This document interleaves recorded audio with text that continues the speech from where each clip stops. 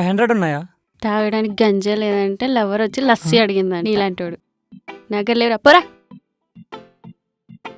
ఒక 500 ఉన్నాయా?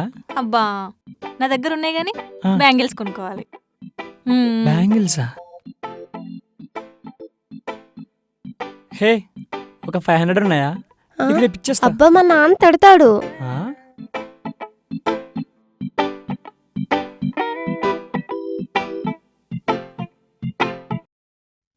హే అఖిల, మ్, ఒక 500 ఉన్నాయా?